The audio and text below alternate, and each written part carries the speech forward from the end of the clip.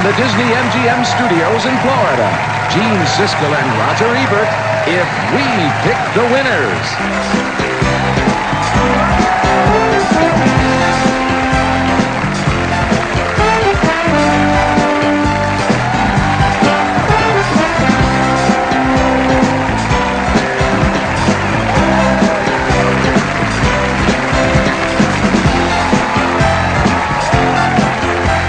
Thanks very much. Welcome to our annual special, If We Pick the Winners, our traditional fantasy in which Roger and I hold our version of the Oscars with only two people having ballots, and I'm one of them. I'm Gene Siskel of the Chicago Tribune. And I'm the other one. I'm Roger Ebert of the Chicago Sun-Times. Now, Gene and I do not, unfortunately, have a vote in the annual Academy Awards. But like a lot of people, we know how we would vote if we could vote, and that's what this annual special program is all about. Who we would mark our ballots for if we pick the Oscars. Now, I may be right, or for that matter, Gene may be wrong, but at least we don't keep you waiting for the most important categories. Gene's going to start right now with the nominees for Best Actress. Yeah, usually on the Oscar show, you have to wait about 3 hours before you get to this category, so you're already ahead. Okay, the Best Actress nominees are Catherine Deneuve, a wealthy French plantation owner caught in the changing fortunes of Southeast Asia in Indochine.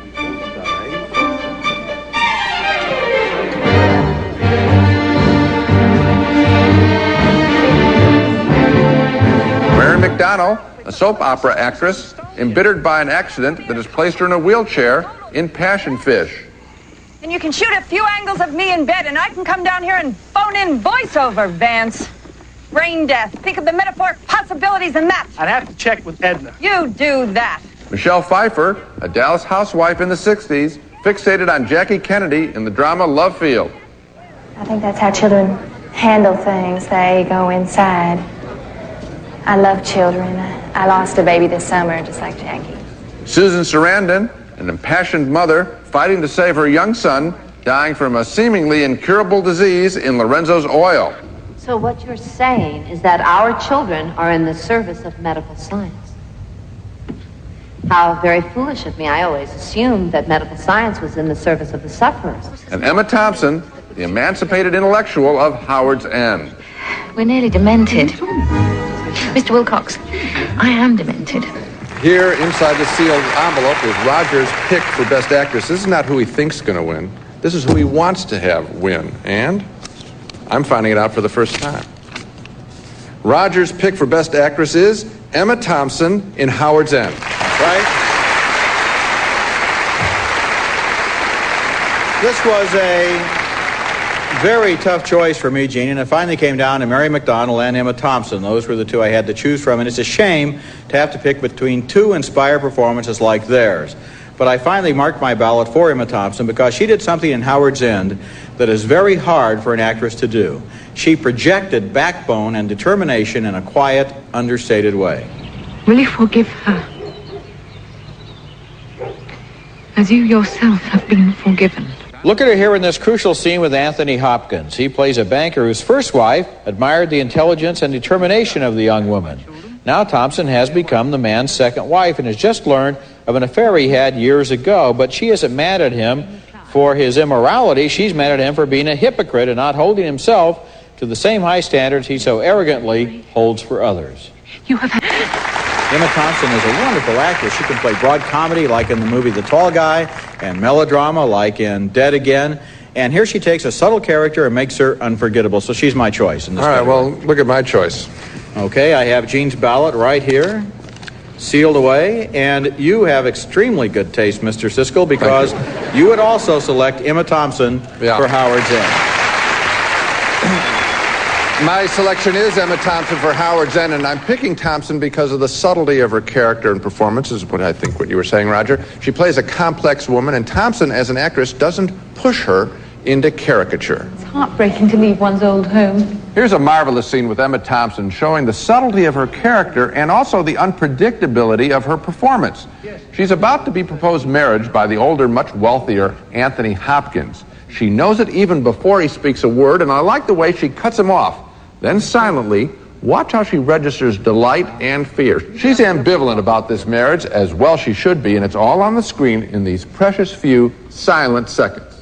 Do you think you could... We have seen countless wedding proposals in the movies, and the stereotype is someone's always surprised. Well, it's rarely true in real life. People know when it's coming, and we see it in that scene. It's a beautifully acted scene. Right under Emma Thompson's skin, we can see an original character, someone straining to do and say the right thing, someone who's freer with ideas than with emotion, someone who's very good and yet trapped in her English way by her economic class. And this character is so complicated that one can debate the final relationship she has with Anthony Hopkins in the picture. Is it accommodation? Is it pity, love, or love of property? And the only reason we can have that debate is that Thompson's character is as complex as a real human being. I'm really glad I agree with you, Gene. I agree. And you know what she is in this film? This film is filled with a lot of colorful people. The Anthony Hopkins character, her sister, played by Helena Bonham Carter. Right. She is, Emma Thompson, the still, calm center of the film. She doesn't have a lot of the flashy scenes, but the whole movie is about her, and she has to project it almost in terms of inner character in many places. Yes, but the storyteller, the central figure, is usually the most boring in a movie, and yet look at how we can differentiate in that character and all about her. This is most unusual work by her. Well, she's very good, and so we obviously both hope that she wins. Okay, onward to the next category, which is Best Supporting Actor, and the nominees are... You gonna tell me what's wrong? No, not here. Jay Davidson as a London hairdresser whose lover was kidnapped by the Irish Republican Army in The Crying Game. Shouldn't I go? Yes. Gene Hackman as a sadistic sheriff who runs a tight little town in Unforgiven. What's this for, snakes and such? Yeah. We don't have any snakes in here, Mr. Hendershot. Jack Nicholson as a Marine commander whose temper explodes in A Few Good Men. I'll answer the question. You want answers? I think I'm entitled. You want answers? I want the truth! You can't handle the truth! Al Pacino as a desperate real estate salesman in Glengarry Glen Ross. I gotta argue with you. I gotta knock heads with the cops. I'm busting my balls, sell your dirt to deadbeats. Money in the mattress.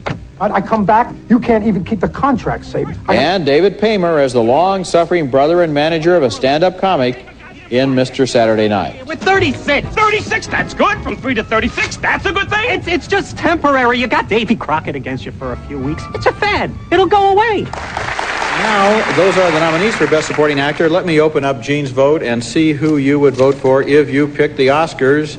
If you did, it would go to Jay Davidson in The Crying Game. Absolutely. Okay, a tricky situation this year. Let me talk directly now to the audience watching this show. There's a secret in The Crying Game. You've probably heard about it, and if you plan on seeing it and haven't yet, you might want to turn down the audio on your set. Oh, you're not going to do that now, because nobody's going to turn down their audio. You've been warned now, so no angry calls. My choice is Jay Davidson. I recently saw The Crying Game for the second time, and I was able to focus on Jay Davidson, a male actor playing a man who dresses and behaves like a woman. And there's a real performance up there on the screen. This is not a freak show or a drag routine. Jay Davidson gives us a very particular character, a vulnerable guy who makes his way through the world as a woman. See that, Carl? See what, Bill? He gave me a look. Did he? Just cut his hair, you know. Yeah? So what do you think? Nice. Did it again. I saw that one. And what would you call that? That was a look.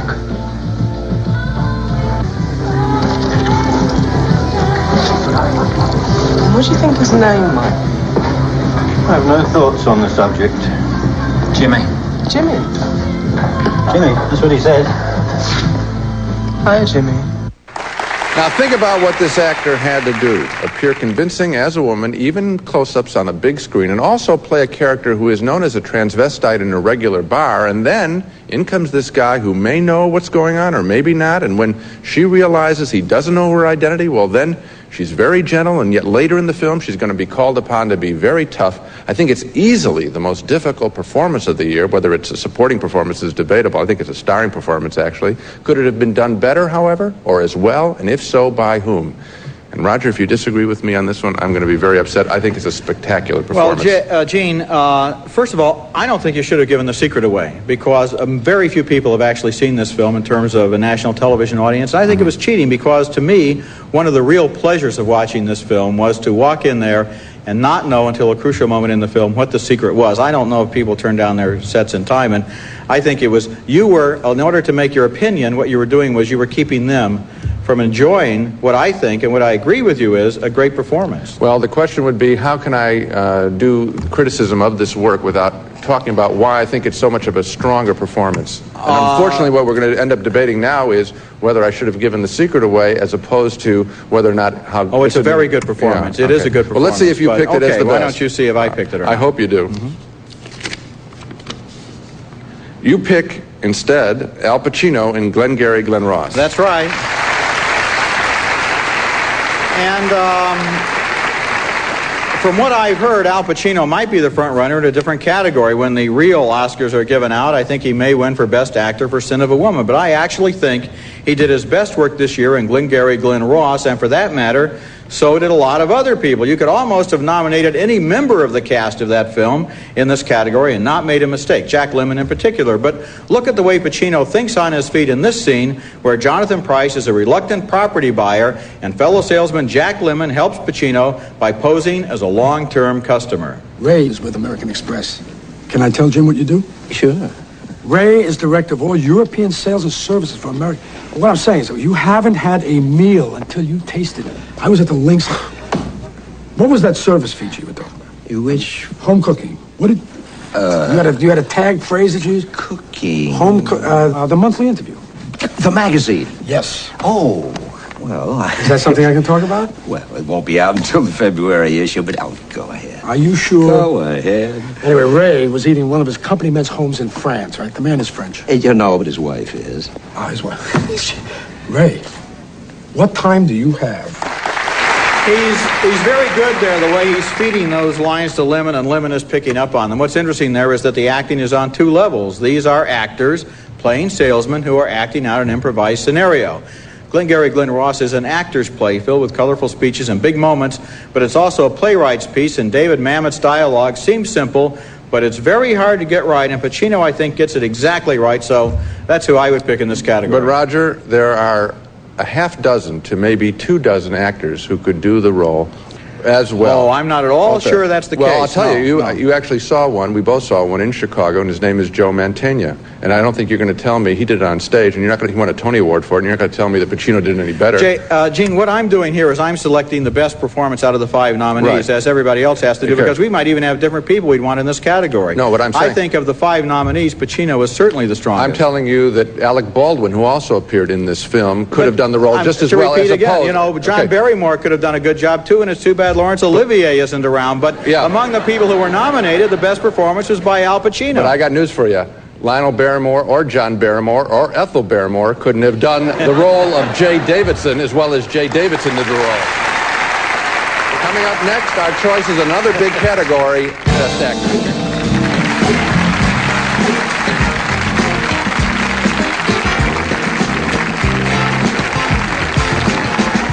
I think Clint's a nice guy. And I think he's made a lot of friends in Hollywood. Jumping jellyfish, it's Ariel! The Little Mermaid is back with 3 brand new videos in sparkling new glitter boxes. There are exciting new stories to watch with Ariel and all of her friends. Hey, that's me! And wonderful new songs to sing. Look, man, I'm jumping! Make Ariel a part of your child's world when you buy Ariel's Undersea Adventures on video. And now you can get Ariel's treasure case free with the purchase of 2 Ariel videos.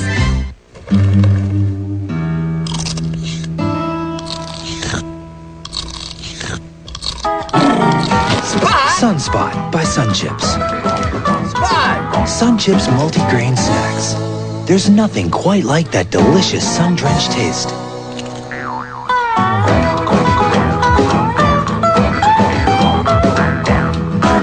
Sunscreen by Sun Chips. One bite and you'll know why a little sun never tasted so good.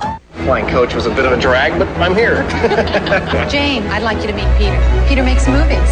Features. Hi, we were just talking about this movie that HBO made. It was so intense. Did you make that movie? No, I didn't. Oh, you didn't make that. I'm at home thinking they'll never show. And then they show. Are you talking about that HBO movie? You're really gutsy, huh? I didn't even know they made movies. Did you make that? No, I didn't. Oh. You didn't? I read that movie caused a lot of controversy.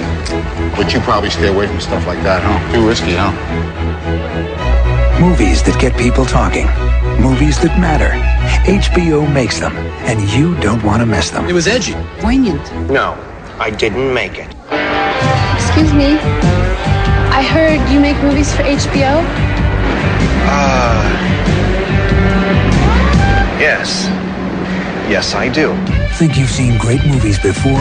Just you wait. You know, people have been talking about my movies all night. Welcome back. Welcome back to the annual Siskel and Ebert special, If We Pick the Winners. This is the show where we tell you who we'd vote for if we could vote for the Academy Awards. And the next category is one of the big ones for the year's best performance by an actor. The nominees are Robert Downey Jr. playing the great silent comedian in Chaplin.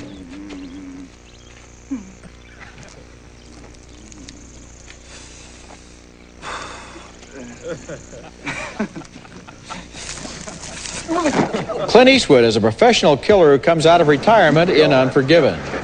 It's a hell of a thing, killing a man.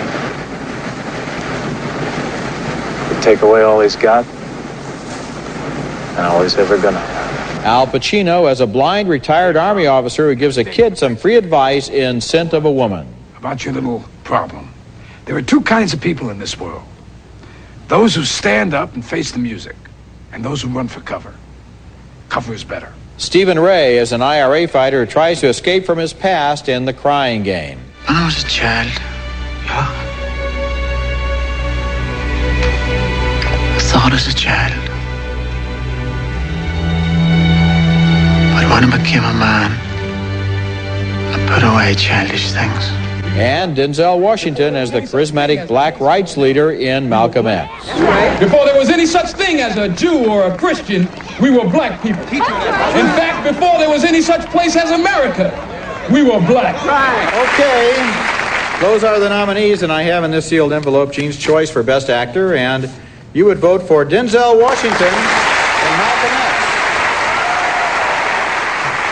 I pick Denzel Washington in a close nod over Stephen Ray and Robert Downey Jr. That's because Denzel Washington had the biggest challenge of the year, playing 4 ages of Malcolm, from hustler to convict to student to leader. Evidently, some type of bomb, Molotov cocktail bomb, was thrown against the back of the house. One was thrown on the side of the house, from what I could tell.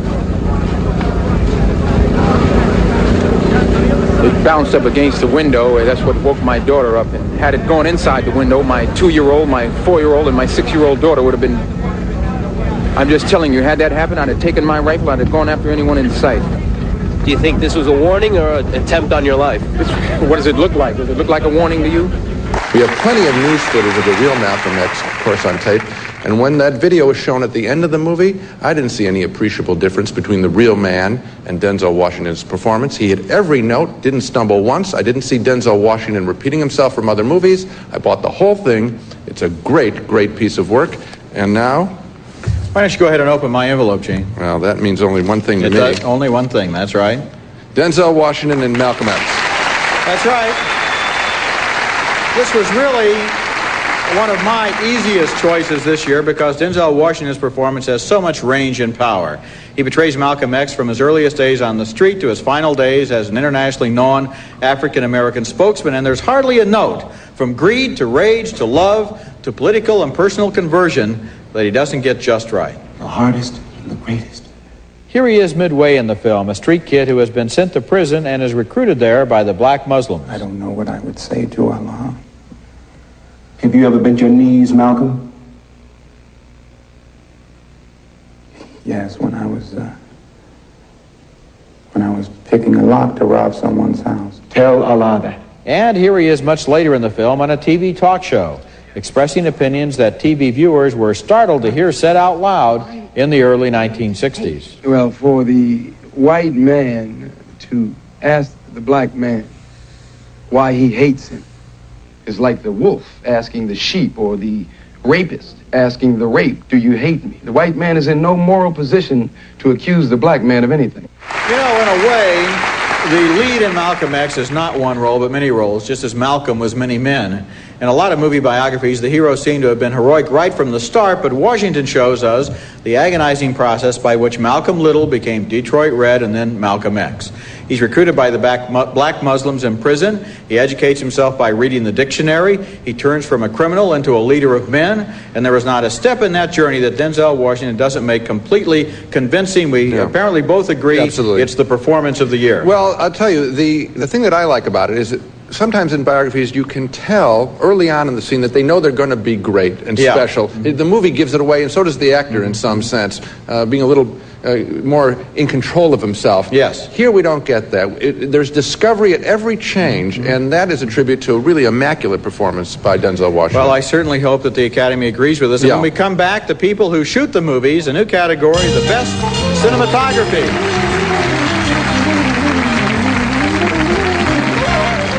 Denzel Washington. I hope he gets it. I think he did a really, really fine acting job. It was really weird. He was like in a zone. Now we introduce a new category in our annual special, Best Cinematography. The cinematographer is responsible for the lighting and photography in a movie, and he's often the reason some movies look like miracles and other movies look like mud. Using visuals, he can also create or underline the mood of a picture, and the nominees are Stephen H. Burham for Hoffa. In every conflict there, Cash, the question is what has been lost and what has been gained. Yeah, but what about make the rest of it up yourself?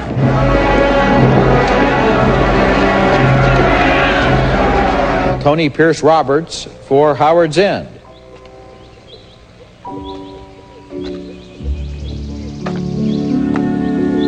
Robert Fress for The Lover. He should know what it is. A love like this. So strong that it'll never happen again in his lifetime. Philip Rousselot for A River Runs Through It. See you later, boys!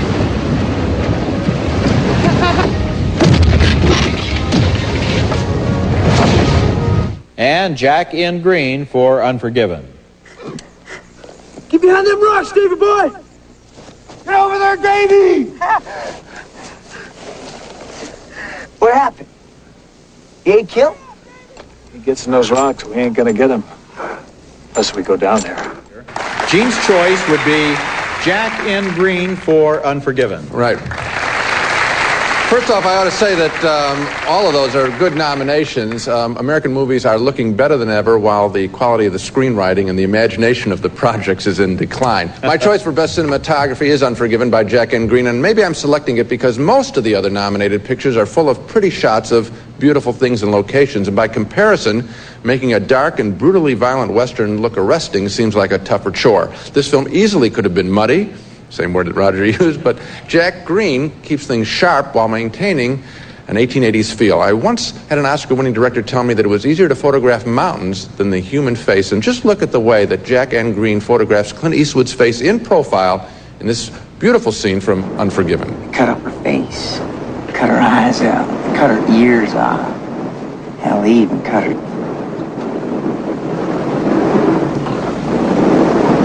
Jesus. $1,000 for Wardwell. $500 apiece. Pa? I can't move those damn pigs. I did not vote thumbs up for Unforgiven on our show, and I saw it again recently, and my thumb is still down overall. But Jack Green's cinematography is, I think, the very best part of this film. It's very, very good. And you know, often in his westerns, Eastwood does shoot himself in a doorway. In that particular scene, it seemed to me there was even an echo of John Ford's The Searchers, where he has John Wayne frequently the same way, because you see the indoors and the outdoors, and that's the conflict in the West. Let's look and see who I voted for. Philip Rousselot for A River Runs Through It. A beautiful film. That's right. And I picked Rousselot for River Runs Through It because I thought his work illustrated one of the key goals of cinematography, and that is to suggest what cannot be said. 10. To him, all good things, trout as well as eternal salvation, come by grace. This is a movie about two brothers, one destined to die young, the other destined to live a long time and write down their story. You know that when you read Norman Maclean's novel, but the movie cannot know that. The brothers live heedlessly in the present, not suspecting their fates, and so it is in the look of the picture, as much as anything else, that the underlying sadness can be established. Catching it. There is a way you can tell in that scene that it's being remembered many years afterwards, and not just because of the narration, but also because of the way it looks. The movie's whole bittersweet, nostalgic tone is largely, I think, because of the cinematography. Well, it is a beautiful-looking movie, and I think I told you the basis on which I picked my preference, just that I felt that photographing beautiful things, as the river locations in River Runs Through It, I think is a little bit easier to do than interior work. Well, but I mean, there are a lot of exteriors in Unforgiven, too, a lot of beautiful things. The mountains, the valleys, there are probably more exteriors, so your point doesn't hold up. No, I think what I'm talking about is that I voted for it because of the interior work in Unforgiven. I discount the exterior work. Okay, well, then I also like the interior work in River Runs Through It very much. Which scene in particular are you thinking of in this moment? Well, for example, the scene where the boys come in with their work to show their father in his study, and he says, now make it half as long. Okay. That was a good scene. When we come back, our picks for Best Supporting Actress.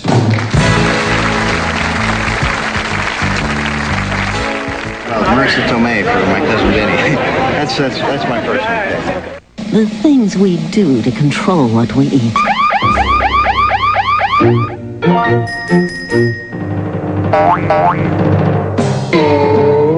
Now you can give in to your craving for snacks the smart way. Introducing Orville Redenbacher's Smart Pop. Compared to potato chips, new Smart Pop has 80% less fat and a third fewer calories, so you can eat and eat and eat and not feel the least bit guilty. New Smart Pop. From Orville Redenbacher, of course. Of course.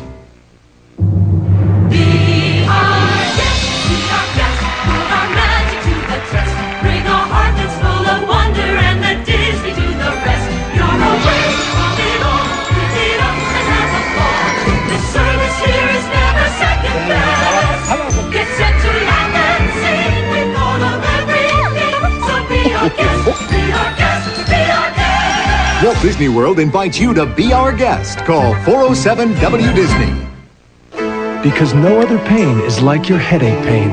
What the hell, Now there's new aspirin-free Bayer Select for headaches. It contains 2 powerful aspirin-free ingredients and helps relieve pounding headache pain. What the hell, Oh no. Looks like last week's pizza party dropped in our carpet. That's okay. That's okay? The stain's old. I know. She uses Resolve carpet cleaner with DuPont Teflon. With Resolve, even old stains come out with ease. Uh-oh. Get Resolve, also in refill. That's okay. Lysol spray use number 148, those scuzzed out tennis shoes. Use number 56, that grungy stuff on the shower curtain. Use number 87, that nasty diaper pail with a goofy bunny. Lysol disinfectant spray. There's nothing this can't do.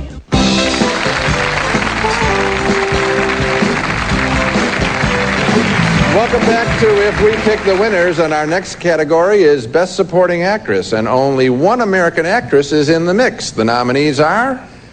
And he was quoting Yeats' poems, and he was crying. He was. Yes. Judy Davis, a frazzled New York woman in Husbands and Wives.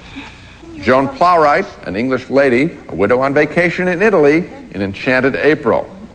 I need a room to myself. I'm an old woman. I can't get about because of my stick. Vanessa Redgrave, an English lady, worried about the future of England in Howard's End. If we could bring the mothers of the various nations together, then there would be no more war. Miranda Richardson, another English lady whose husband is cheating on her with their son's girlfriend in Damage. I don't trust her. And Marissa Tomei is a spunky New Yorker stuck in the South with her lawyer boyfriend in My Cousin Vinny. So you think you know what you're doing? Yeah, I think I know what I'm doing. Because you didn't look like you knew what you were doing today in that courtroom. Why is that? Okay, now Roger's choice for Best Supporting Actress. This is who Roger would like to see win in this category, and he picks Judy Davis in Husbands and Wives. That's right. Judy Davis has been doing great work in the movies for several years now in films like My Brilliant Career, A Passage to India, and Barton Fink.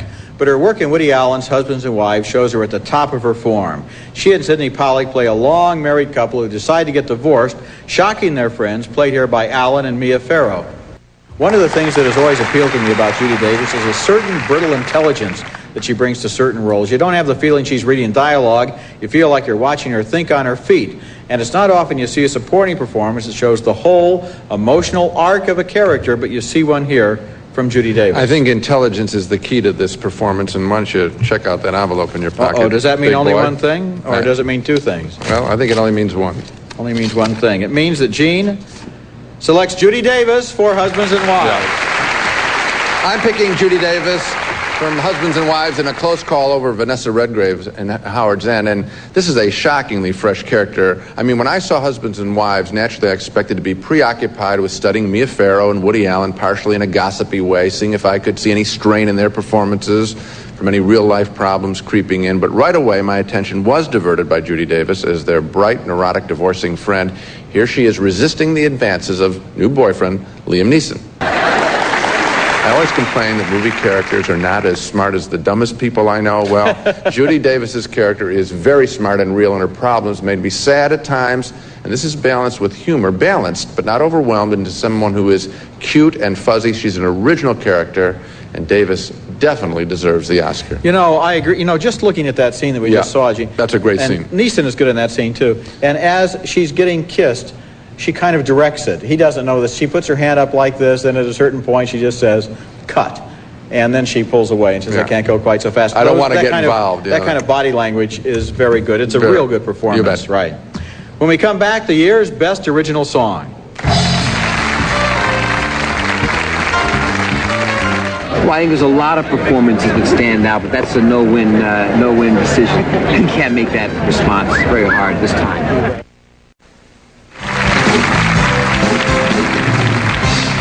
Okay, now a segment of our show that's more entertaining than the actual Oscar telecast. Of course, is there a part of our show that isn't more entertaining than the Oscar telecast? It's Best Song because we bypass the bloated production numbers. Roger and I are not going to sing for you. We're not going to put on hats and feathers. We're going to focus on the music as presented in the movies. And the 5 nominees for Best Song are... Hunger for your kiss. Beautiful Maria of My Soul from the Mambo Kings. The music's by Robert Kraft, the lyrics by Arnie Glimsher. Beautiful Maria of my soul. Friend Like Me from Aladdin. The music by Alan Menken, lyrics by the late Howard Ashman. I Have Nothing from The Bodyguard. Music by David Foster, lyrics by Linda Thompson.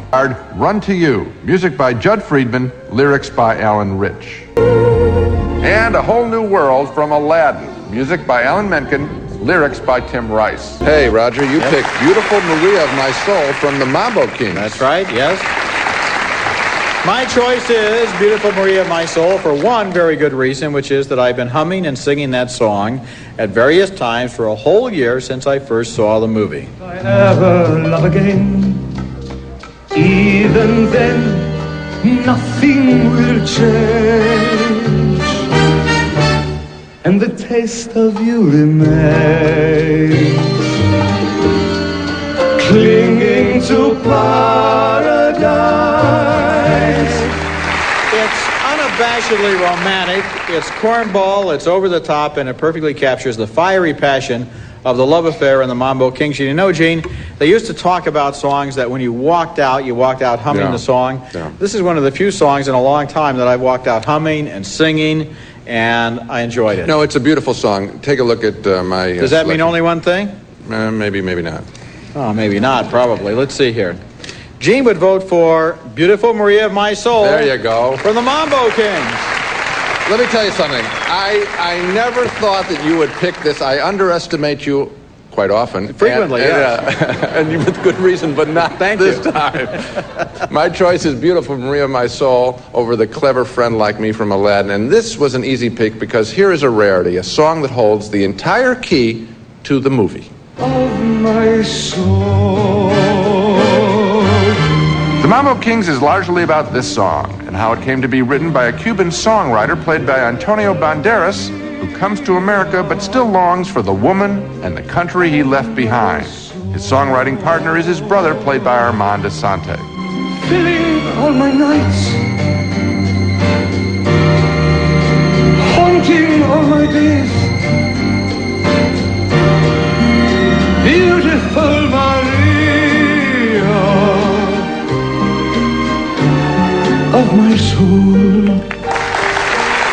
Rarely has a song so embodied the essence of a movie.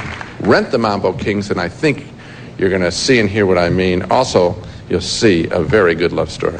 That's for sure. In fact, I think that movie really got bypassed at the box office, deserved to be seen by more people than it did. Coming up next, the big one, our choices for the best picture of the year. I think, remember you've heard it here first, I think Scent of a Woman is going to take it. Coming up later in the program will be our favorite category, the year's worst nomination. But before we get to that, maybe we better get to the most important category, which is the year's best picture. So if we could have a drum roll, please. The nominees are... No way, Jude. I'm out. You're never out, Fergus. The Crying Game. Maybe you don't care about yourself. Consider the girl, Fergus. The wee black chick. You've heard of this. Jesus, Fergus, you're walking cliché. You know we won't leave her out of it. A Few Good Men. You want to investigate me, roll the dice and take your chances.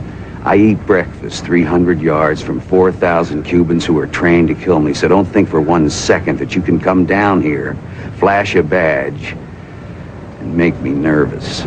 Howard's End. The question to my mind is connected to something far greater. The rights of property itself. Absolutely. The house is mine and will one day be yours, Charles. When I say that I don't want anyone living at Howard's End, I mean that no one is to live at Howard's End. Scent of a Woman. There was a time I could see, and I have seen, boys like these, younger than these, their arms torn out, their legs ripped off. But there is nothing like the sight of an amputated spirit. There is no prosthetic for that. And Unforgiven. I've killed women and children. Killed just about everything that walks or crawled at one time or another. And I'm here to kill you, Little Bill. For what you did to Ned. Okay, those are the 5 nominees for the year's Best Picture, and in this sealed envelope is Gene's vote, and he would select Howard's End. That's right. This was my toughest choice to make, I think. I had placed Howard's End 3rd and The Crying Game 4th on my list of the top 10 films of 1992, and that difference is very slight, to be sure. I saw both of these films again recently, and I'm staying with Howard's End, but it hurts me not to choose The Crying Game, a film I admire so much. Howard's End does incredible things, transferring a complex novel by Ian Forster to the screen while giving plenty of space to big ideas and both big and small characters. Howard's End was almost pulled down once. It would have killed me. It's my house, you know. It was left to me by my brother who died out in India. My favorite moment, which encapsulates the whole film, occurs in an early conversation between 2 women, played by Vanessa Redgrave and Emma Thompson, who barely know each other. But instinctively, they respect each other's decency. Here, Redgrave talks about her family summer home called Howard's End, and she might as well be talking about an England that once was and may never be again. To the west of the house, just beyond the chestnut tree, in the paddock where the pony used to be. Where's the pony gone? The pony, oh, Dad, ever so long ago. That's a lovely scene. In selecting Best Picture, I'm looking for a film that does try for greatness, and Howard's End could have been just another polite costume drama, but instead, these are urgent lives being played out in a variety of locales. I met a half dozen characters I won't forget. I remember the drawing rooms and the gardens and the city streets in which I met them. I'm thinking right now of the rainstorm in that film and how they play such a critical role in the film.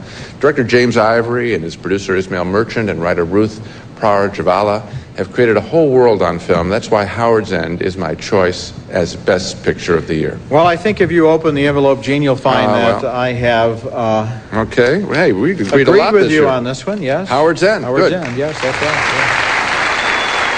Yeah. The novel Howard's End by E.M. Forster is one of my favorite books. I've read it. I read it again recently, and I think it's amazing what a good job James Ivory and his collaborators did in this film in capturing the book's subtle and very complex spirit. This is a book about hypocrisy, about people who say one thing in public but do another thing in private. And look carefully at this scene and you'll see that process while it's at work. Anthony Hopkins plays a wealthy banker whose wife has just died, unexpectedly leaving her country home to a young woman who is not even related to the family. Well, of course, they will not even dream of respecting her dying wishes, but look how they talk about their dishonesty here, making it seem almost right. And that, of course, is last year's Oscar winner Anthony Hopkins there. Howard's End contains one brilliant thing after another. The screenplay by Ruth Prowar Javala makes everything clear and nothing obvious. James Ivory's direction is calm and perceptive. The photography somehow lets us know why the house named Howard's End is not just real estate, but the embodiment of a way of looking at the world. It's rare that I can say this about a movie, but watching Howard's End is a civilizing experience. Well, it's educational in this sense, or at least it was for me. Frequently, from now on, when I look at a piece of property or a house on a piece of property, I will know that there will be stories generationally told of how this property came to be occupied by the people that are in it, how it was built, and what kind of travail may have gone on from one generation to another. It makes a home into a living character. Yes, it does. And it's a very special achievement. It's a wonderful film. Coming up next, something exclusive to our award show. Gene and I choose the worst nominations of the year.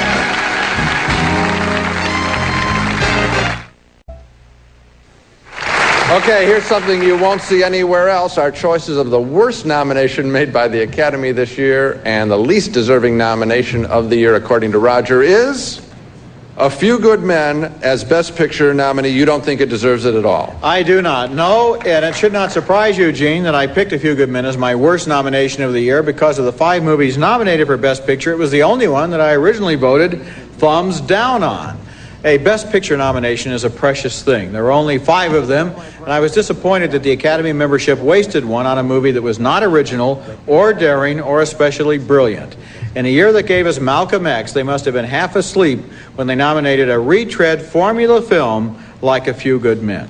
Well, Roger, I agree with you. It did not deserve to be in the top 5 nominees. I mean, what about Malcolm X? What about The Player? What about One False Move, a small little movie, a great rental idea for people? No, you're quite right. Okay, well, let's see who you picked. I found something else that bothered me. Worst nomination. I had something else. Okay. See if I agree with you. Ooh, Michelle Pfeiffer as Best Actress for Love Field, you think is a bad nomination? Yeah, I think Michelle Pfeiffer in Love Field, I thought her southern accent was much too broad. Let's listen to it for a bit. What I want, Mr. Cleaver, is to go to my president's funeral. What I want is to go to that rotunda and file past that caisson or coffin or whatever it is and pay my respects. It's more than just the accent. That caisson or coffin line didn't work.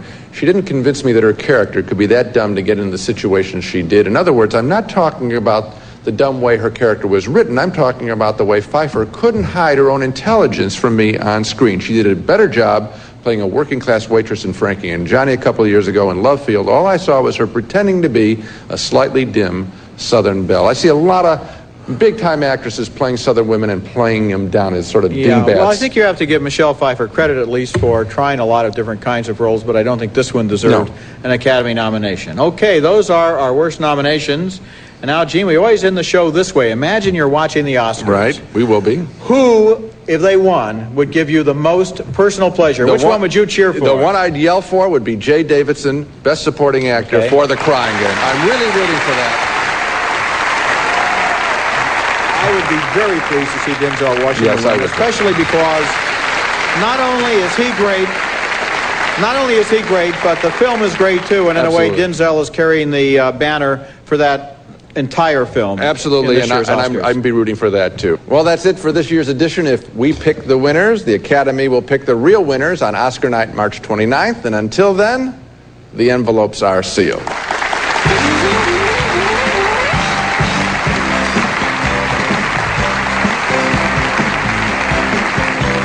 The cast of the show joined many other stars in staying in the heart of the Epcot Resort area, the Walt Disney World Dolphin, where every minute is magic.